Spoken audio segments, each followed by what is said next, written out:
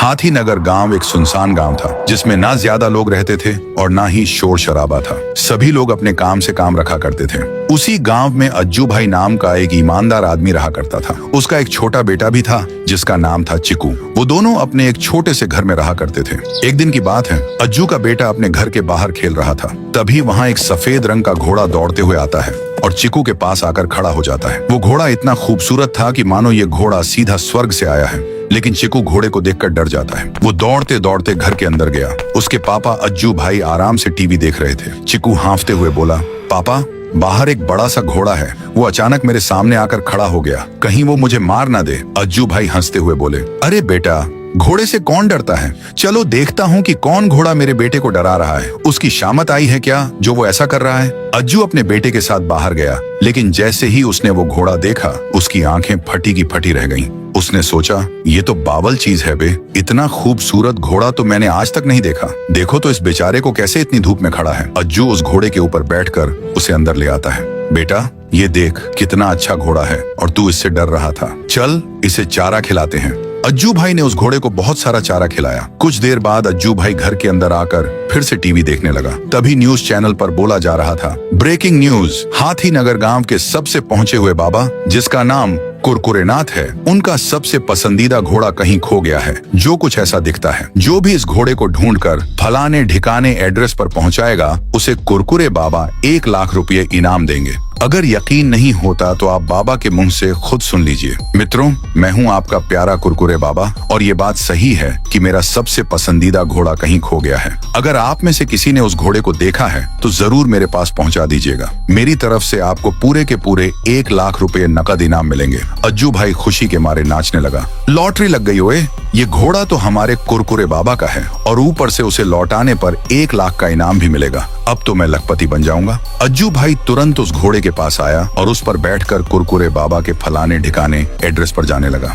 अज्जू भाई को बिल्कुल भी अच्छा नहीं लग रहा था कि वो इस खूबसूरत और इतने अच्छे घोड़े को वापस लौटाएगा, लेकिन उसने ये सोचा कि बेचारे कुरकुरे बाबा का ये पसंदीदा घोड़ा है, तो अपनी खुशी के लिए किसी बाबा का पसंदीदा घोड़ा अपना तो नहीं बना सकते ना। इतना सोचते सोचते कुछ देर बाद अज्जू भाई कुरकुरे बाबा के अड्डे पर पहुंचा। अज्जू भाई ने कुरकुरे बाबा को बोला, बाबा जी, ये रहा आपका पसंदीदा घोड़ा। कुरकुरे बाबा खुशी के मारे बोले, बेटे, तूने मेरा ये घोड़ा मुझे देकर बहुत बड़ा पुण्य का काम किया है। ये रहा तुम्हारा 1 लाख रुपया। ये छोटा सा इनाम है तुम्हारे लिए। अज्जू भाई बहुत खुश हो गया। वो जैसे ही कुरकुरे बाबा के आश्रम से बाहर निकलकर अपने पैसे को गिना तो उसने 10,000 रुपये ज्यादा रखे हुए थे। लगता है बाबा जी ने गलती से मुझे 10,000 रुपये ज्यादा दे दिए हैं, लेकिन सिर्फ 10,000 रुपये के लिए मैं अपनी ईमानदारी नहीं तोड़ सकता।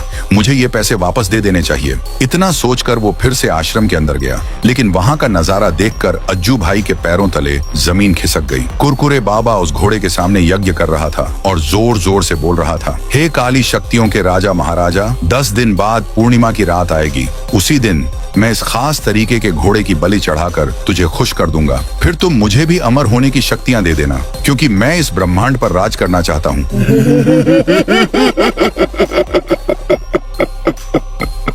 अज्जू का कच्छा गीला हो गया। इतना डरावना मंजर देखकर वो तुरंत बाहर भागा। उसने सोचा, मैं तो इस कुरकुरे बाबा को अच्छा समझता था, लेकिन ये तो बहुत बड़ा जल्लाद है। ये स्वार्थी बाबा इस बेचारे खूबसूरत और मासूम घोड़े की बलि चढ़ाएगा पूर्णिमा की रात, लेकिन मैं ऐसा होने नहीं दूंगा। मुझे कुछ ना कुछ करना ही होगा। वो वहाँ से चला गया और सीधा पास के पुलिस स्टेशन गया। अज्जू भाई ने घबराते हुए बोला, इंस्पेक्टर साहब, हमारे गांव का कुरकुरे बाबा एक पाखंडी बाबा है। 2 दिन बाद पूर्णिमा की रात है और वो बाबा एक मासूम घोड़े की बलि चढ़ाएगा ताकि अमर हो सके और सभी पर राज कर सके। आप कृपया करके उसे गिरफ्तार करिए। इंस्पेक्टर ने बोला, दिमाग ठीक है ना तेरा? कैसी बहकी बहकी बातें कर रहा है? कुरकुरे बाबा इतने पहुंचे हुए बाबा हैं और तू उनके बारे में ऐसी बातें कैसे बोल सकता है? अज्जू भाई समझ चुका था कि पुलिस वालों से उम्मीद लगाना मतलब अपने पैर पर खंजर मारने जैसा है। वो चुपचाप अपने घर आ गया और सोचने लगा कि कैसे उस मासूम घोड़े को बचाया जाए। बहुत देर सोचने के बाद भी उसे कुछ समझ नहीं आया, तो उसने ये ठाना कि अब वो रात को जाएगा और घोड़े को किसी तरह वहां से आजाद करके भाग जाएगा। रात हो गई। अज्जू भाई चुपके से कुरकुरे बाबा के आश्रम में आया। वहां बेचारा घोड़ा बेबस खड़ा था, लेकिन अज्जू भाई को देखते ही वो खुशी के मारे उछलने लगा। अज्जू भाई ने बोला, कुरकुरे बाबा को पता चल जाएगा कि मैं तुम्हें बचाने आया हूँ। अज्जू उस घोड़े पर बैठकर जैसे ही जाने वाला था, वहाँ पर एक तेज रोशनी जली और कुरकुरे बाबा प्रकट हुए। मैंने तो तुझे इस घोड़े को लौटाने के पैसे दे दिए थे ना, तो तू क्यों आया है यहाँ? अज्जू भाई दुखी होकर बोला। कुरकुरे बाबा, आप इस मासूम घोड़े की बलि क्यों चढ़ाना चाहते हो? कृपया करके इसे छोड़ दो। कुरकुरे बाबा की आंखें लाल हो गईं। उन्होंने बोला, मैं तुझे छोड़ देता, लेकिन अब तुझे पता चल गया है कि मैं इसकी बलि चढ़ाकर अमर बनने वाला हूँ, इसलिए अब तुझे मेरे हाथों कोई नहीं बचा पाएगा। कुरकुरे बाबा ने धीरे धीरे कुछ फुसफुसाया और अचानक वो घोड़ा और अज्जू भाई एक पिंजरे में कैद हो गए। बाबा जोर जोर से हंसने लगा। 2 दिन बाद पूर्णिमा की रात आई। पूरा आसमान खून से सना हुआ था और अज्जू भाई और वो बेचारा घोड़ा अभी तक उसी पिंजरे में भूखे प्यासे कैद थे। कुरकुरे बाबा ने जोर जोर से मंत्र पढ़ना शुरू किया। बहुत देर बीत गई, बाबा का मंत्र खत्म ही नहीं हो रहा था। इधर अज्जू भाई की हालत खराब थी, उसे समझ नहीं आ रहा था कि क्या करूं। तभी उसके दिमाग में एक तड़कता भड़कता आइडिया आया। उसने सोचा, अगर मैं इस बाबा को बोलूं कि ये वो घोड़ा नहीं है जिसकी वो बलि देना चाहता है, तो शायद वो मंत्र पढ़ना रोक दे।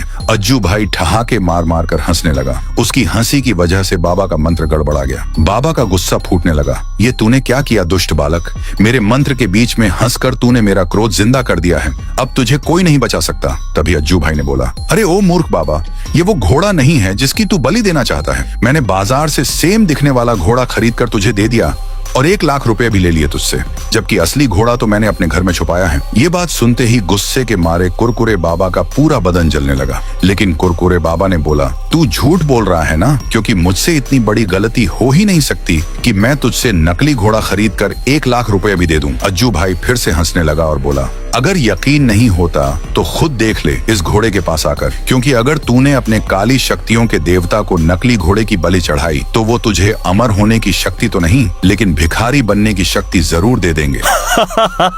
इतना सुनकर कुरकुरे बाबा ने घोड़े को ध्यान से देखने के लिए जैसे ही पिंजरा खोला, अज्जू भाई उस घोड़े पर बैठकर कुरकुरे बाबा को सीधा कुचलते हुए बाहर भाग गया। कुरकुरे बाबा उस घोड़े के पैरों के नीचे आकर वहीं लुढ़क गया और उसका अमर बनने का सपना एक मामूली इंसान ने तोड़ दिया। उस दिन के बाद वो घोड़ा अज्जू भाई का दोस्त बन गया। अज्जू भाई उसका ध्यान रखता और पूरे दिन उसके साथ घूमता रहता। अज्जू भाई ने उस घोड़े का नाम रखा था रफ्तार।